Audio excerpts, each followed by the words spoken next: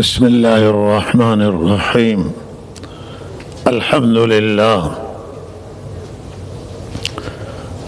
لله نحمده ونستعينه ونستغفره ونؤمن به ونتوكل عليه، ونعوذ بالله من شرور أنفسنا ومن سيئات أعمالنا، ونعوذ بالله من شرور أنفسنا ومن سيئات أعمالنا. من يهده الله فلا مضل له ومن يضلله فلا هادي له، وأشهد أن لا إله إلا الله وحده لا شريك له، وأشهد أن سيدنا ونبينا ومولانا محمدا عبده ورسوله صلى الله تعالى عليه وعلى آله وصحبه أجمعين. أما بعد، فأعوذ بالله من الشيطان الرجيم. بسم الله الرحمن الرحيم.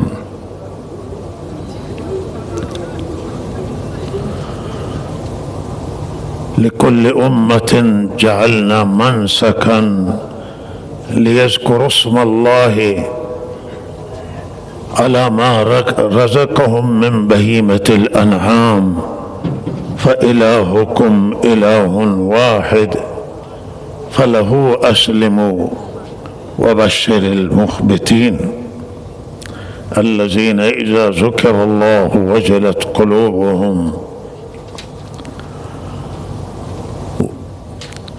والصابرين على ما أصابهم والمقيم الصلاة ومما رزقناهم ينفقون. امروز یکی از روزهای تاریخی هست در جهان اسلام و از بهترین ایام و بهترین روزها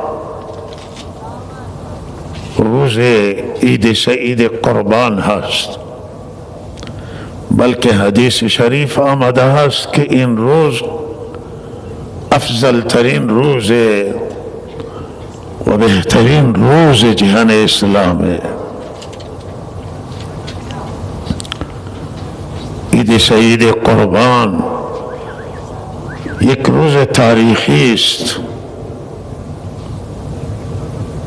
در طول تاریخ نه تنها این روز تاریخی در اسلام، بلکه این روز را تاریخ داد و این روز را در دنیا مطرح کرد قربانی حضرت ابراهیم علیه السلام، که در این روز مبارک و در این روز زیبا به قربانی فرزند عزیزش و جگرگوشش و نور چشمش حضرت اسماعیل علیه السلام پرداخت و به راه دوست و راه محبوبش که پروردگار است تا آنجا اطاعت کرد و تا آنجا فرمان برد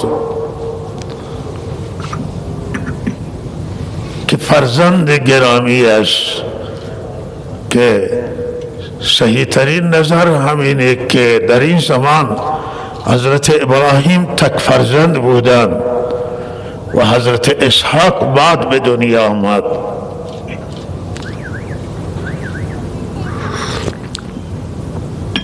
حضرت ابراهیم علیه السلام که در سن پیری و ناامیدی از فرزند، الله تعالی بهشون حضرت اسماعیل داد. بعد از اینکه از عراق هجرت کرد و خویشاوندان و نزدیکان و اقربا را همه و وطن را ترک کرد نبود با یک همسر حضرت سارا و الله تعالی از هاجره که بعد جریان داره و هاجره را ازدواج کرد، الله تعالی حضرت اسماعیل داد و اسماعیل الله تعالی وقتی که به نقل و حرکت و آمدند 12-13 ساله شدند، خواب دید که حضرت اسماعیل قربانی کرد و ابراهیم علیه السلام به حضرت اسماعیل مشورت کردند که من در خواب میبینم که شما را قربانی میکنم و حضرت اسماعیل گفت که شما من از صابران میابید و من شما را همکاری میکنم، دستور خدا را شما اجرا کن، دستور خدا را اطاعت کن و من در این راسته صبر میکنم و تحمل میکنم. چه زیبا این پدر گرامی و چه زیبا این فرزند گرامی و ارزشمند. این دستور بسیار سختی بود، کار کسی دیگر نبود، کار مقربان و خاصان همچون ابراهیم بود. الله این دستور را به ابراهیم داد تا جایگاه ابراهیم را ظاهر کنه، تا نشان بده که ابراهیم چه جایگاه بلندی داره و ابراهیم چه انسان ویژه و انسان خاصی است. ابراهیم آماده شد، اسماعیل هم آماده شد، به روز عید قربان به منار رفتن، جایی که قربانگاه و جایی که آنجا قربانی میشه و وقتی به منار رسیدن شیطان حمله ور شد، حمله آورد، 3 جا راه ابراهیم علیه السلام را بست و به ابراهیم هشدار داد که چه کاری داره میکنه، میدانی که چه میکنه. و ابراهیم سنگ برداشتند و به شیطان فرد کردند، جایی که حاجی ها در این 3 محل به شیطان سنگ فرد میکنند و سنگ میزنند و رجما للشیطان میگویم، یعنی شیطان سنگسار باد و نصیب شیطان سنگ و خاک و حاجی ها همون نقل حضرت ابراهیم علیه السلام را اجرا می کنند، دیروز اجرا کردن و یکی را از این نماد شیطان سنگباران کردن و امروز بعد از ظهر هر 3 تا نماد شیطان را سنگباران می کنند و به حضرت ابراهیم اتباع می کنند، به حضرت رسول صلی الله علیه وسلم تابعداری می کنند و حاجی ها دیروز قربانی کردند و این قربانی همه و امروز شما قربانی می کنید، مردم دنیا مسلمانان قربانی می کنند، این همه به اتباع سنت حضرت ابراهیم علیه السلام که الله تعالی وقتی که ابراهیم علیه السلام میخواهند سر حضرت اسماعیل را ببرند و کارد را به گلوی حضرت اسماعیل میگذارند، کارد نمیبره و حضرت ابراهیم علیه السلام عصبانی میشه که چرا کارد نمیبره و الله تعالی در این حالت به جای حضرت اسماعیل کوچه را از بهشت می آورند و زیر دست و پای ابراهیم قرار میدن و الله می فرمایم به جای اسماعیل گردن این کوچه را ببر، این عذاب کن و الله تعالی این را حضرت اسماعیل نجات می دهند و قربانی گوسفند را الله تعالی و حیوانات را سنت قرار میداد. این سنت انسانهای پاک، انسانهای نمونه ابراهیم علیه السلام را الله چه آزمایش سنگین برایشان گذاشت و از چه آزمایش های سنگین ابراهیم رد شدن. قربانی اسماعیل رفتن توی آتش نمرودی است که در آتش نمرودی او را انداختن. هجرت در راه الله تعالی و آوردن اسماعیل و حضرت هاجر به مکه مکرمه، جایی که هیچ پناهگاهی اینجا غیر از پناه الله نیست، هیچ یار و همسایه نیست، در یک دره می گذارند جایی که آب و نانم نیست و به دستور الله برمی گردن. بعد به دستور الله خانه کعبه را تعمیر می کنند. حضرت اسماعیل را به دستور الله میخوان ذبح بکنند و قربانی بکنند. و این آزمایشات سنگین و این آزمایشات بزرگ حضرت ابراهیم اطاعت کردن و دیگر آزمایشات را الله تعالی فرمودن انی جائلک للناس اماما. ای ابراهیم من تو را برای مردم دنیا میخواهم الگو قرار بدم، پیشوا قرار بدم. همه مردم دنیا افتخار میکنن که از شما تابعداری بکنن، شما را امام خودشون، پیشوای خودشون، شما را الگو برای خودشون قرار بدم.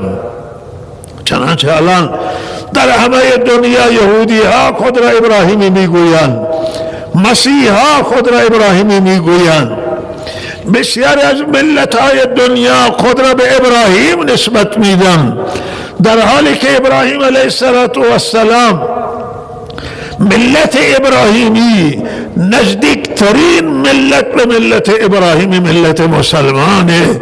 ان اول الناس بی به ابراهیم للذین اتبعوه و هذا النبی والذین معه والذین آمنوا معه. نزدیکترین ملت به حضرت ابراهیم علیه السلام اونها هستند که در خود زمان ابراهیم بودن، ملت ابراهیمه. و بعد از اونها نزدیکترین ملت مسلمان قرآن می فرمایند، وحی آسمانی می گویند و نزدیکترین شخص به حضرت ابراهیم همه انبیان و حضرت محمد رسول الله صلی الله علیه وسلم نزدیکترین فرزند ابراهیم علیه السلام به ملت ابراهیم و به دین ابراهیم.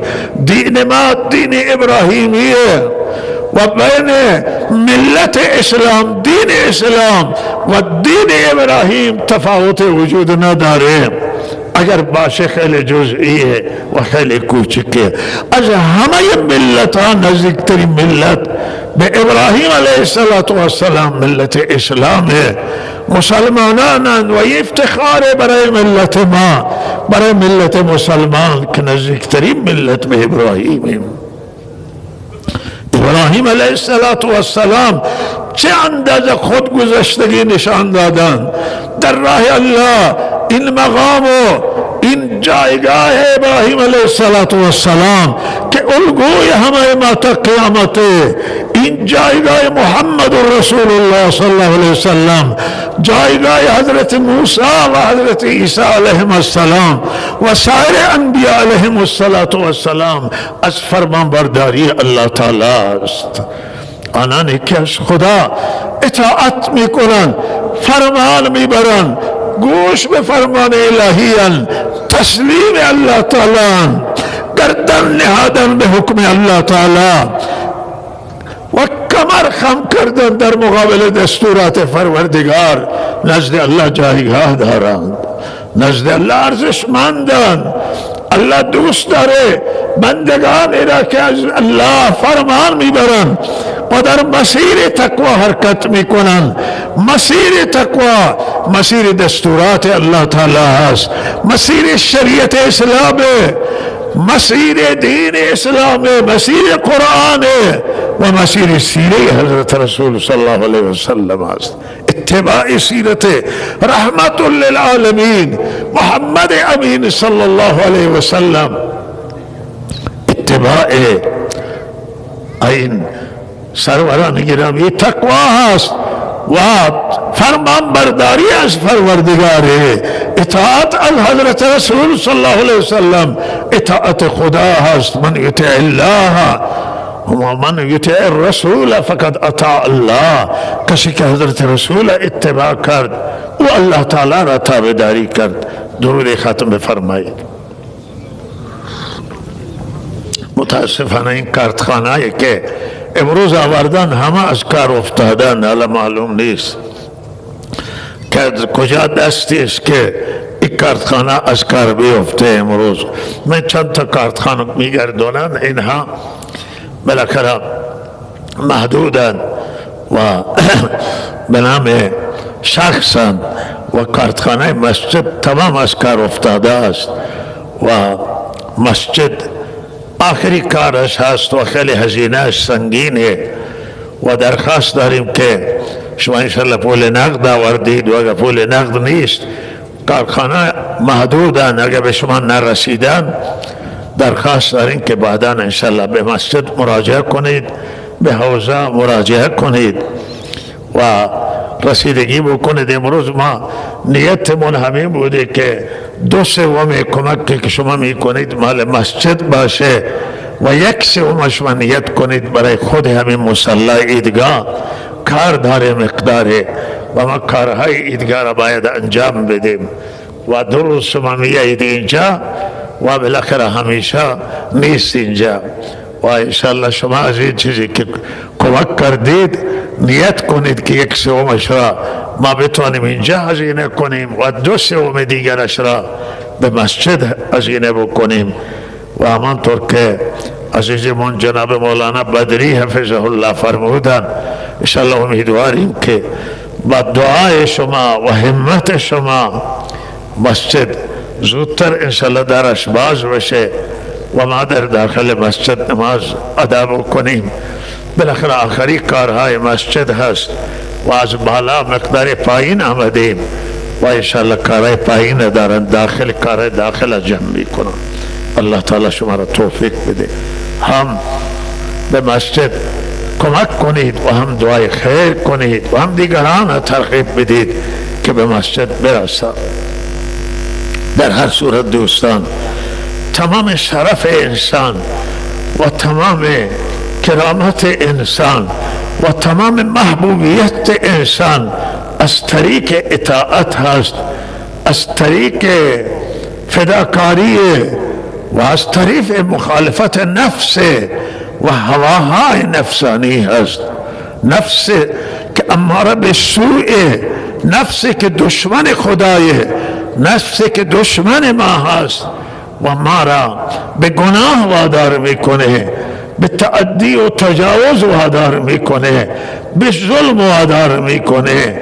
نفسی که فرار میکنه از اطاعت الله، فرار میکنه از دستور خدا. این نفس دشمن الله و دشمن ما هست. شیطانه که دشمن خدایه و دشمن ما هست و الله تعالی شیطان را عدو مبین نامیده است، دشمن آشکارا و دشمن شیطان آنه که به گناه وادار میکنه، میخواهد ما را از الله سبحانه و تعالی دور کنه و میخواهد خدا را از من ناراض بکنه، برنجانه خدا را. هر کس، هر دوست و رفیق که ما بخواهد ما را از الله دور کنه او دشمن ما هست، چه انسان باشه چه جن و شیطان باشه و اگر از نزدیکان ما باشه هم دشمن ما است. اگر مادر و پدر هم بخواد که ما را از خدا دور کنه، همین مادر و پدر هم دشمن ما است که ما را میخواد از خدا دور کنه. اگر زن و فرزند ما را بر نافرمانی خدا وادار کنه، همین هم کار دشمنیه که به ما انجام میده. و لہذا حرمت مادر و پدر به جای خودش که باید حفظ بشه، ولی در نافرمانی خدا و رسول نباید از مادر و پدر اطاعت بشه و ملاحظه مادر و پدر بشود. اولی حق خدای، حق حضرت رسول برای اینکه اطاعت رسول صلی الله علیه وسلم اطاعت خداست و بعد اطاعت مادر و پدر در کارهای جایزه، در کارهای مباهه.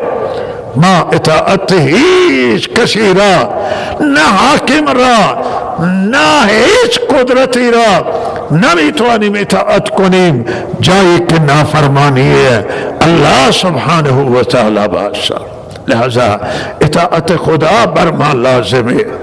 شرف اطاعت فرماندگار، غلامی خدای، بندگی خدای، بندگی خدای. شرف آنه که هر کاری را ما برای رضامندی الله انجام بدیم. به زبان آسانه مردم میگه من برای خدایی کار کردم، من برای رضای خدا فلان کار کردم، اما خیلی از این حرفات دروغه. برای رضامندی الله کار انجام نگرفته، کار کسی کرده، فرد کرده، ما کردیم، برای نام کردیم، برای شهرت انجام دادیم، برای منافع دنیا انجام دادیم، برای اغراض خودمون انجام دادیم و ما میگیم ما برای الله انجام دادیم. شیطان فریب میده. کار برای الله همانه که تنها و تنها برای رضامندی الله باشه، خدا خرما نباشه، تنها خدا، بله تنها الله. رضامندی الله را در نظر بگیرید. الله می فرماید لن ینال الله لحومها ولا دماؤها ولكن یناله التقوى منکم. قربانی که امروز شما می کشید، بهترین عمل شما همین نمازه که آمدید اینجا، بهترین عمل شما قربانیه که می کشید. اما بدانید که نه گوشتش به خدا میرسه، نه خونش میرسه، نه پوستش میرسه، بلکه به خدا تقوای شما میرسه، اخلاص شما میرسه، للهیت شما میرسه.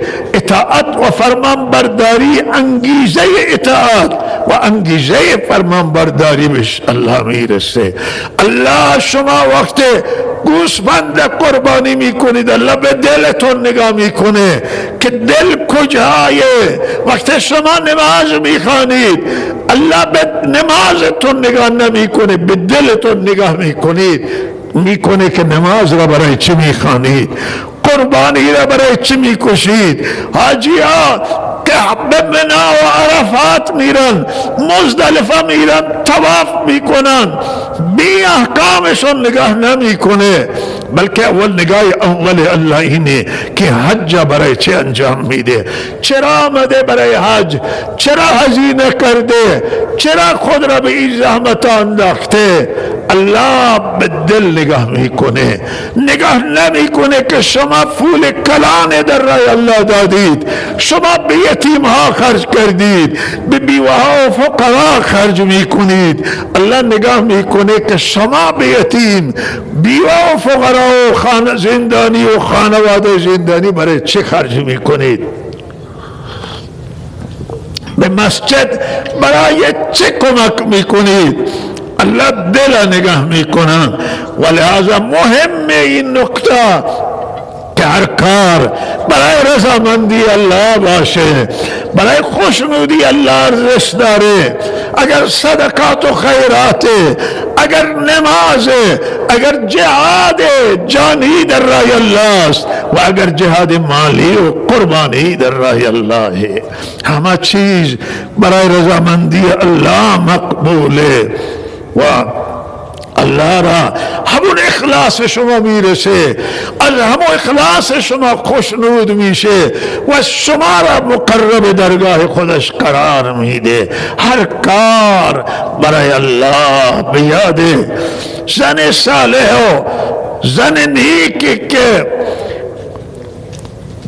گفت که هر کاری که هرگاه خانواده حضرت مولانا عبدالعزیز رحمه الله و هرگاه من لیوان آب به حضرت مولانا دادم، خدمتی کردم، در دلم نیت کردم که الله برای رضای تو. و این چه اندازه ارزش داره کسی که به زن و بچهش خدمت کنه، زن و بچه‌ای که به شوهر و پدر خدمت بکنه، به عزیزان که خدمت میکنیم، به همسران خدمت میشه، به خویشاوندان و به مادر و پدر، به هر کس نیت کنیم که یا الله برای رضای تو. وقتی که این انگیزه بیاید تمام اعمال ما را عبادت میکنه.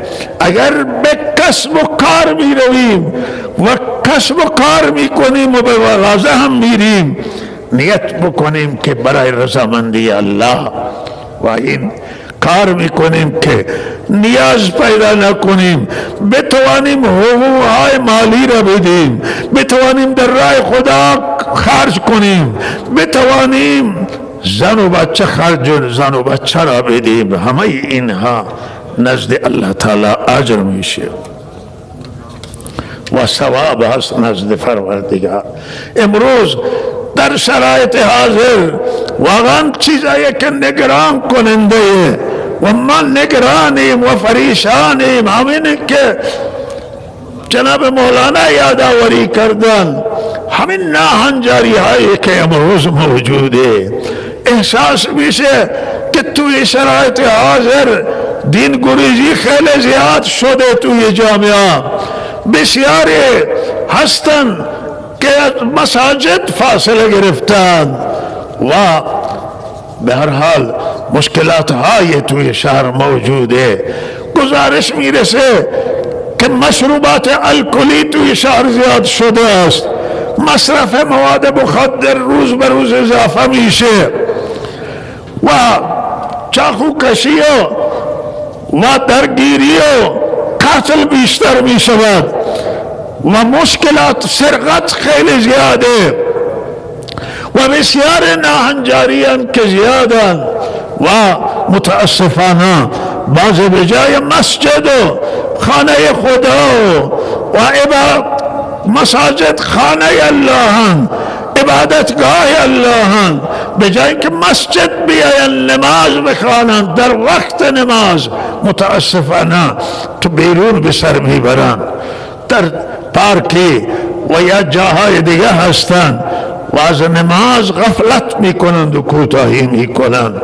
در شرایط حاضر مشکلات زیاده، قتل زیاد شده، حقوق ضایع میشه و مشکلات و گرفتاری ها و ناهنجاری ها زیاده، بیکاری زیاده، بیکاری جوانان زیاده است و وظیفه همه ما را این مسئله سنگین میکنه که ما باید بیدار باشیم، دریابیم جوانان عزیز را. جوانان مایه عزتمان، آینده در دست جوانانه، در دست فرزندانه. جوانان به تحصیل تشویق کنیم، برن درس بخوانم، دانشگاه، مدارس آموزش و پرورش، به علم و دانش و سواد، به حوزه های علمیه و مکاتب دینی. علم حیاتیه، دانش حیاتیه. و ابراهیم علیه السلام دعا کردن وقتی خانه کعبه را بنا کردن که الله در میان این ملت پیامبری را بفرست که کتاب تو را تلاوت کنه و اینها را کتاب و حکمت تعلیم بده، احکام تو را تعلیم بده و اینها را تزکیه و پاک کنه. ابراهیم علیه السلام دعا کردن که پیامبر مبعوث بشه در این نسل من که اینها کتاب الله را تلاوت کنه. همین کتابی که امروز در دست من و شمای قرآن به برکت دعای ابراهیم علیه السلام، ملت ما به برکت دعای ابراهیم، ملت اسلام و بعثت محمد رسول الله صلی الله علیه وسلم خاتم النبیین و رحمت للعالمین به برکت دعای ابراهیم. این قرآن ناجیه، نجات دهنده، این آخری کتابی معجزه و این بزرگترین کتاب آسمانی است و تمام خوبی های کتاب آسمانی در اینه، تمام خوبی های ادیان در دین اسلامه و در سیره حضرت رسول صلی اللہ علیہ وسلم همه سیره ابراهیم خلیل الله و انبیاء علیهم السلام موجوده. من و شما شرف بزرگی و مایه افتخار بزرگی در دست من و شما، صراط مستقیم، راهی که به خدا میرسه و جنت فردوس میرسه، راه دین اسلام، راه محمد رسول الله صلی الله علیه وسلم. و لہذا همه باید افتخار کنیم، همه باید کار کنیم و بی تفاوت نباشیم. معتمدین، ریشسفیدان و علما و اندیشمندان و کسر تحصیل کرده و دانشگاهی و باسواد و همه افراد باید فکرمند باشند، زنان، مردان، و ما همه را تشویق کنیم به علم و دانش و دین و دیانت که حفاظت دنیای و آخرت از آفتهای دنیا و آخرت حفاظت میکنه. خدا را، رسمان خدا را محکم بگیرید، دامان محمد رسول الله بچسبید، پشت سر حضرت رسول صلی اللہ علیہ وسلم و حضرت ابراهیم خلیل الله انبیاء حرکت کنیم، راه صالحانه بگیریم. آخر فنای و آخر مرگ و زندگی ناپایدار است عزیزان.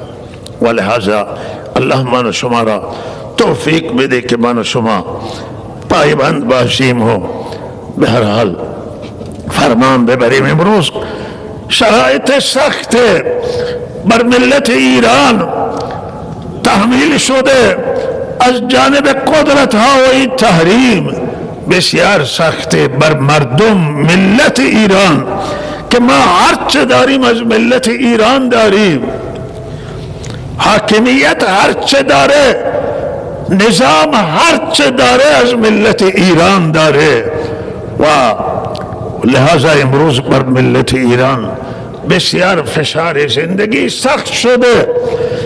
به هر حال پول ایران متاسفانه در سطح بین المللی دچار ضربه شده است و اعتبارش بسیار ضعیف شده و اقتصاد متاسفانه در شرایط کنونی یک بحران گرفتاره و لہذا مردم مسئولان امر باید در فکر برنامه ریزی برای معیشت مردم، برای اقتصاد مردم، برای رفع تحریم. امروز بهترین شرایط برای جمهوری اسلامی که در به توافق هسته‌ای برسه با دولت ها، با این قدرت ها، به نفع ملت ایران توافق. ملت ایران هم سلاح هسته‌ای نمیخواهد و مقام رهبری هم فتوا داده که تولید سلاح هسته‌ای حرامه و لہذا ما در چنان شرایطی بسیار مناسبه و شرایط بهترین شرایط است و فرصت هست که در توافق هسته‌ای بتوانیم به هر حال به توافق برسیم تکبیر با قدرت ها و از بعضی چیزها ما بگذاریم و به سیره آن حضرت اتباع بکنیم که آن حضرت در حدیبیه بالاخره شرایط دشمن قبول کردن و صلح کردن و صلح به نفع اسلام و نفع مسلمانان تمام شد. امروز این توافق به نفع ماست، تحریم ها از بین می روند، پول ما ارزش پیدا میکنه، میلیاردها دلار ایران آزاد میشه، نفت میتوانیم ما به قیمت امروزه که خیلی قیمت گزافی است و گران میتوانیم بفروشیم. تمام مشکلات دولت و ملت رفع میشه و این توافق هسته امروز شاید به ضرر بسیار اسرائیل و بازه باشه بعض قدرت ها باشه که بهانه از دستشون میره، اما به نفع ملت ایرانه، به نفع جمهوری اسلامی و کشور. تنش زدایی از منطقه بسیار حیاتیه و این تنش ها که در منطقه هست متاسفانه به نفع اسرائیل و به نفع بسیاری از دشمنان تمام شده و لحاظا اینها همسایه های ما را بسیاری را با خود بردند و نزدیک کردند. ایران حراسی و تبلیغاتی که علیه ایران میکنند و خطری قرار میدن، لحاظا و نفع سیاسی میخوام بکنن، بهره برداری بکنن، باید این ابزار و آلاتا باید این را ما از دست دشمنان بگیریم در راستای تنش زدایی و انشاءالله این توافق هسته‌ای مسئولان محترم قدم جدی بردارن.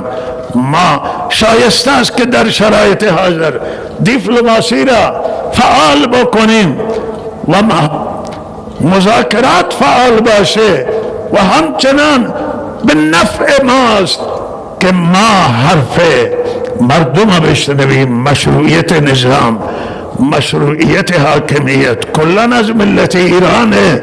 این ملت ایران بود که به هر حال قیام کرد و نظام ما با قیام مردم شکل گرفته.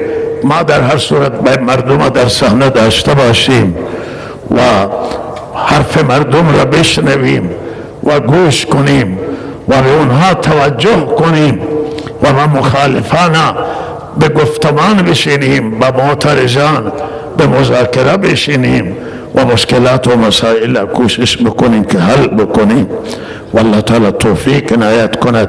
یا آخری حرف بنده به مسئولان استان سیستان و بلوچستان و مخصوصا برای چابهار، برای زاهدان شهرهای دیگه عرض کنم که حاشیه‌نشینی در شهر بسیار زیاد شده و زمین ها بسیار قیمت پیدا کرده، منازل کرایه ها بالا رفته، خصوصا توی زاهدان و چابهار که مشکلات خاص خودشون را دارن و مردم نمیتوانن کرایه بدن. به هر حال زمین های حاشیه شهر باید به مردم واگذار بشه، به مردم زمین بدید تا مردم از این بدبختی نجات حاصل کنند و این زمین ها مال همین مردمان و اینجا هرچه دولت هم داره، دولت مال مردمه و لحاظا این باید به مردم داده بشن. مدت‌هایی است که زمین واگذار به مردم نشده. جمعیت سرریز زاهدان کجا بره و اینها که کرایه نمیتوانن بدن کجا میروند و کی تصمیم ما میگیریم که به مردم زمین بدیم؟ در ضمن بنده توصیه میکنم به نوریهای مسلح و به ارگانها که زمینهای مردم که به هر حال این مردم این زاهدان تاریخ داره و از قبل از زاهدان اینجا مردم زندگی کردن و بسیاری از این زمین ها مال آبا و اجدادشون هست و لحاظ از تصرف این زمین ها پرهیز کنن. نیروهای مسلح توی دل مردم جا دارن، مردم برای اونا حرمت قائلن ولی رقابت نکنن در رابطه با زمین ها با مردم. نه از این مسائل دوری کنن که این نوع مسائل ضربه وارد میکنه، این نوع مسائل دلخوری به وجود میاره، ناراض میکنه. زمین ها را بدن به مردم واگذار کنن، مردم بسازن اینها را و از این برشار هم زمین قیمتش پایین تر بیاید و کسی که کرایه نداره بده حداقل برای خودش سرفنای درست بکنه و بره. این حق مردم زاهدانه و ما امیدواریم که مسئولان استانی، استاندار محترم و مسئولان دیگر بنیاد مسکن و شهرسازی و همه اینها به منافع مردم فکر کنن، به منافع شهر فکر کنن. مردم راضی نیستن که زمین های زاهدان به فروش میرسه و به خزانه دولت ریخته بشه. اینجا شهری است که بالاخره غیر آباده، باید این زمین ها به فروش که میرسه به خود همین شهر مصرف بشه. مسئولان باید برنامه داشته باشند و مخصوصا بنیاد و مسکن و شهرسازی که زمین ها بهشون تعلق میگیره، اینها باید هزینه بشه برای عمران زاهدان، برای آبادانی زاهدان. و الله تعالی توفیق عنایت کنه که ما به مردم فکر کنیم و در کنار مردم باشید، به مردم رسیدگی بکنید. و شما، من و شما هر چه داریم از همین مردم داریم، و لحاظا اگر روز مردم ما را نخواهند بالاخره فایده نداره. و اگر مردم بنده را نخواهند، بنده نمیتوانم که پیش نمازی مردم باشم. و لحاظا همین طور است، ولی نعمتن این مردم و مردم باید نگهداری بشن و رنج مردم مورد توجه قرار بده. تاکید میکنم بنده دل سوزانه است، خیرخواهانه است، مغرض نیستم، غرض ندارم. تاکید میکنم مسئولان بزرگوار، تصمیم گیران، شرایط طلایی است، فرصت بهترین فرصته. و اگر به توافق هسته‌ای برسید در این نعمت بر شما باز میشن و مشکلاتتون حل میشه. و اگر ما به توافق نرسیم و توافق انجام نگیره، ممکنه دشمن ما بهانه بکنه و ما بهانه را از دستش نگیریم، آینده معلوم نیست که چه فرصتی پیش میاد.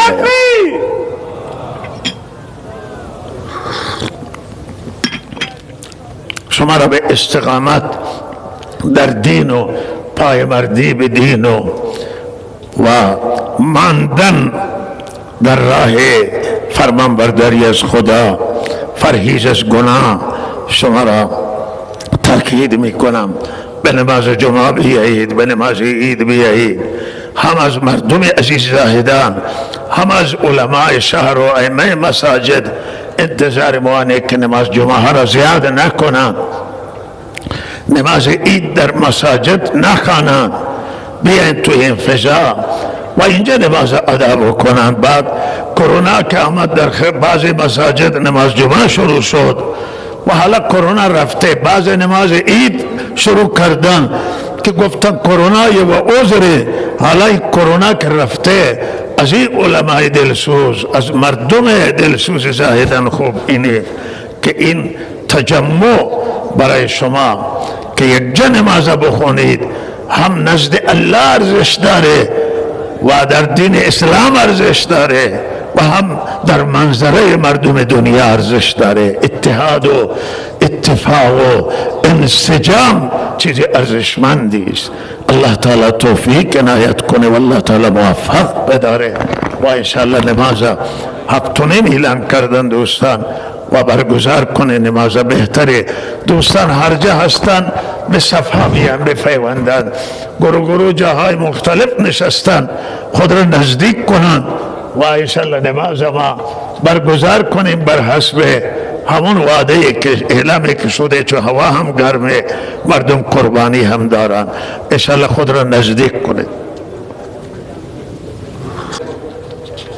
کمک کردن درخواست منانه که این برای برنامه برای مسجد اعلام شده، ولی یک سوم ما با اجازه شما که در دلتون نیت کنید، یک سوم ما به عیدگاه اینجا خرج میکنیم، اینجا هزینه نداریم و نیاز به کار داریم.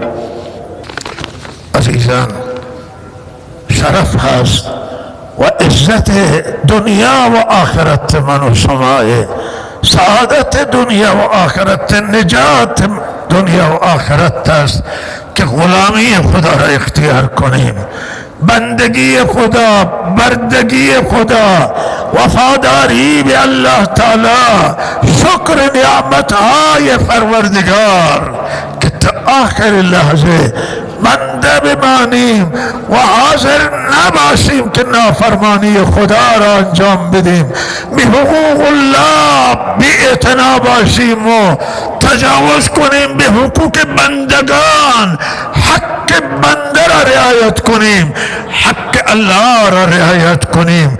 همین تاکید الله تعالی. شما به خاطر رعایت حقوق مردم به بهشت میرید، شما به خاطر رعایت حقوق الله به بهشت میرید، شما به خاطر فرمان برداری از قرآن به بهشت میرید، شما به خاطر فرمان برداری و اطاعت و پیروی از سیره آن حضرت به بهشت میرید. دین اسلام آخری دینه. به خدا قسم، اون خدایی که جان بنده و شما در دست اوست. همه نعمتهای جهان،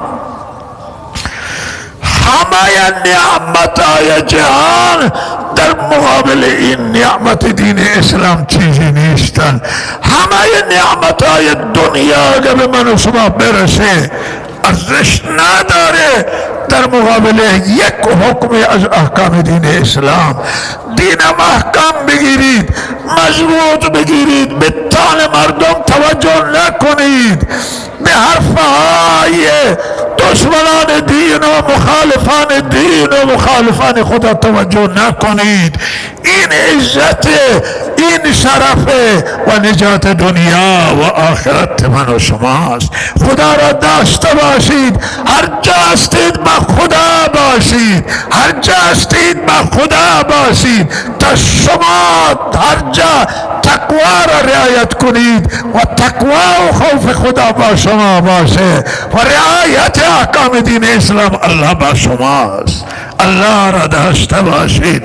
توصیه بنده به همه شما اقوام اینجا و مذاهب اینجا، شیعه و سنی و همه اقوام اینجا که شما برادرید، با هم برادری و اخوت را رعایت کنید، اختلاف را به صلح و سازش تبدیل کنید و گذشت نباشه هیچی نیست. گذشت کار مردانه و گذشت کار انسانهای با شرفه و با عزته و لحاظ این با گذشت میشه که صلح کرد، با گذشت میشه وحدت. تعصبات شیعی و فامیل را کنار بگذارید. همه شما برادرید، همه شما فرزندان یک پدر و مادرید، همه فرزندان آدم و حوان. بعد که پایین بیاید همه شما فرزندان یک پدر و مادرید. شیعه و سنی و همه مذاهب و گرایش ها حرمت یک دیگر را رعایت کنند، حقوق یک دیگر را رعایت کنند. توصیه بنده به مسئولان محترمانه که بین اقوام و مذاهب تفاوت قائل نباشند. همه شهروندان ایرانیان، همه ما ایرانی هستیم و لحاظا حرفایی را که میزنیم به عنوان شهروند حرف میزنیم. اگر مسائل را مطرح میکنیم حقمون میدانیم به عنوان شهروند ایرانی و لحاظا آزادی بدید به مردم، آزادی های مذهب را مذهبی را رعایت کنید، آزادی های کلام و بیان و آزادی ها را مراعات کنید و سعی کنید که رضایت مردم که رضایت خدا هست داشته باشید. و الله تعالی به همه وجه داره بنده تشکر کنم از شهرداری محترم و مخصوصا شهرداری منطقه 2 و شورای شهر و فرمانداری و سایر ادارات که کمک کردن ما را در برگزاری نماز عید. هر کسی که زحمت کشیده الله تعالی جزای خیرشون بده. رب نیروی انتظامی و راهنمایی و رانندگی و برادران انتظام و مسئولان صوت که صوت تنظیم کردن در همه شؤونات اینجا کسی که کمک کرده الله او را جزای خیر عنایت کنه.